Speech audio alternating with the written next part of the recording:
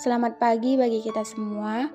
Pada kesempatan kali ini, kami akan memaparkan hasil diskusi kelompok 4 mengenai perkembangan budaya saat ini dan kritis perkembangan budaya postmodern atau postmodernisasi. Perkembangan budaya adalah salah satu proses meningkatkan atau mempertahankan kebiasaan yang ada pada masyarakat dalam kajian pengembangan masyarakat yang menggambarkan bagaimana budaya dan masyarakat itu berubah dari waktu ke waktu yang banyak ditunjukkan sebagian pengaruh global. Perkembangan budaya saat ini, seperti yang kita ketahui, perkembangan budaya di negara Indonesia selalu naik turun. Pada awalnya negara Indonesia sangat banyak mempunyai peninggalan budaya dari nenek moyang. Hal seperti itulah yang harus dibanggakan oleh penduduk negara Indonesia itu sendiri. Tetapi pada zaman sekarang ini, budaya Indonesia agak menurun dari sosialisasi penduduk kini. Telah banyak yang melupakan apa itu budaya Indonesia karena banyaknya timbul kebudayaan baru yang mempengaruhi kebudayaan asli dari nenek moyang. Semakin majunya globalisasi rasa cinta terhadap budaya semakin berkurang. Dan ini sangat berdampak tidak baik bagi masyarakat asli Indonesia. Terlalu banyak kehidupan asing yang masuk ke Indonesia.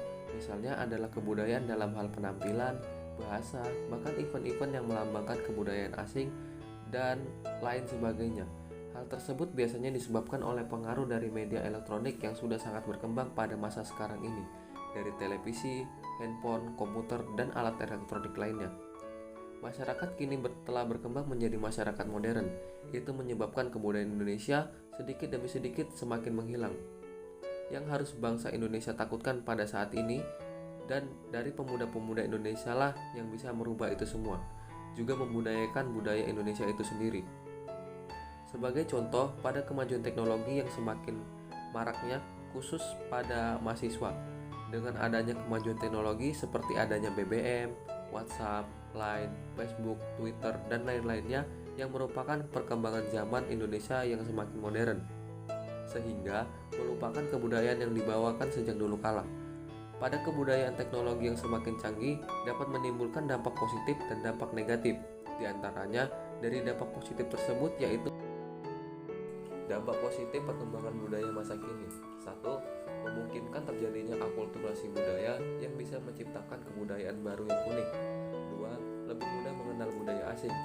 3. Tidak berseberangan dengan desentralisasi dan lain-lain. Dampak negatif dari perkembangan budaya masa kini adalah 1. Dapat menghilangkan budaya asli. 2. Semakin menghilangkan identitas suatu bangsa. 3. Perubahan gaya hidup yang drastis.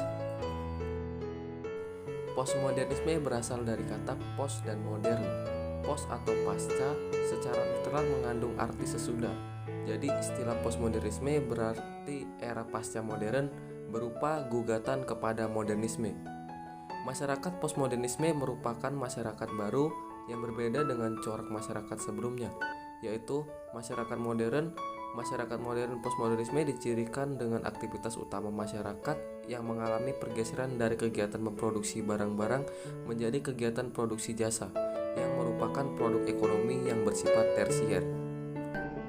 Postmodern pertama kali muncul di Prancis sekitar tahun 1970-an. Pada awalnya, postmodern lahir terhadap kritik arsitektur, dan harus kita akui kata postmodern itu sendiri muncul sebagai bagian modernitas. Benih posmo pada awalnya tumbuh di lingkungan arsitektur. Charles Jeannes dengan bukunya The Language of Postmodern, Arsitektur 1975, menyebut postmodern sebagai upaya untuk mencari pluralisme gaya arsitektur setelah ratusan tahun terkurung satu gaya.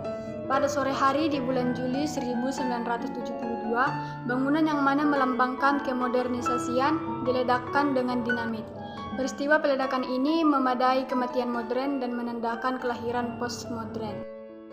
Nafas utama dari postmodern adalah penolakan atas narasi-narasi besar yang muncul pada dunia modern dengan ketunggalan gangguan terhadap akal budi dan mulai memberi tempat bagi narasi-narasi kecil, lokal tersebar dan beraneka ragam untuk bersuara dan menampakkan dirinya.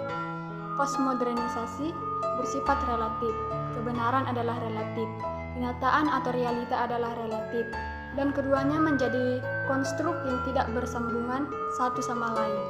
Dalam postmodernisme, pikiran digantikan oleh keinginan, penalaran digantikan oleh relativisme. Kenyataan tidak lebih dari konstruk sosial. Kebenaran disamakan dengan kekuatan atau kekuasaan. Akhirnya pemikiran postmodern ini mulai mempengaruhi berbagai bidang kehidupan, termasuk dalam bidang filsafat, ilmu pengetahuan, dan sosiologi. Postmodern akhirnya menjadi kritik kebudayaan atas modernita. Apa yang dibanggakan oleh pikiran modern sekarang dikutuk dan apa yang dulu dianggap rendah sekarang justru dihargai. Lalu kita akan membahas ciri-ciri pemikiran postmodernisme. Menurut Amin Abdullah, ada 3 fenomena dasar yang menjadi tulang punggung arus pemikiran postmodernisme yang ia istilahkan dengan ciri-ciri struktur fundamental pemikiran postmodernisme, yaitu yang pertama, dekonstruktivisme. Hampir semua bangunan atau konstruksi dasar keilmuan yang telah mapan dalam era modern, baik dalam bidang sosiologi, psikologi, antropologi, sejarah, bahkan juga dalam ilmu-ilmu kealaman yang selama ini dianggap baku, yang biasa disebut dengan grand theory, ternyata dipertanyakan ulang oleh alur pemikiran postmodernisme. Hal itu terjadi karena grand theory tersebut dianggap terlalu skematis dan terlalu menyederhanakan persoalan yang sesungguhnya, serta dianggap menutup munculnya teori-teori lain yang barangkali jauh lebih dapat membantu memahami realitas dan pemecahan masalah. Yang kedua, relativisme. Thomas S. Kuhn adalah salah seorang pemikir yang mendobrak keyakinan para ilmuwan yang bersifat positivistik. Pemikiran positivisme memang lebih menggarisbawahi validitas hukum-hukum alam dan sosial yang bersifat universal yang dibangun oleh rasio. Manifestasi pemikiran postmodernisme dalam hal realitas budaya atau nilai-nilai, kepercayaan agama, tradisi, budaya, dan lainnya tergambar dalam teori-teori yang dikembangkan oleh disiplin antropologi. Dalam pandangan antropolog, tidak ada budaya yang sama dan sebangun antara satu dengan yang lain. Seperti budaya Amerika jelas berbeda dengan budaya Indonesia. Maka, nilai-nilai budaya jelas sangat beraneka ragam, sesuai dengan latar belakang sejarah, geografis, demografis, dan lain sebagainya. Dari sinilah nampak bahwa nilai-nilai budaya bersifat relatif, dalam arti antara satu budaya dengan budaya yang lain tidak dapat disamakan seperti hitungan matematis. Dan hal ini sesuai dengan alur pemikiran postmodernisme, yaitu bahwa wilayah budaya, bahasa, cara berpikir, dan agama sangat ditentukan oleh tata nilai dan adat kebiasaan masing-masing. Yang ketiga, pluralisme. Akumulasi dari ciri pemikiran postmodernisme yaitu pluralisme.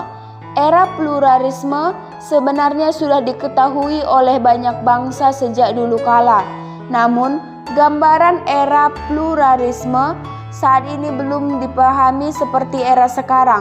Hasil teknologi modern dalam bidang transportasi dan komunikasi menjadikan era pluralisme di budaya dan agama telah semakin dihayati dan dipahami oleh banyak orang dimanapun mereka berada.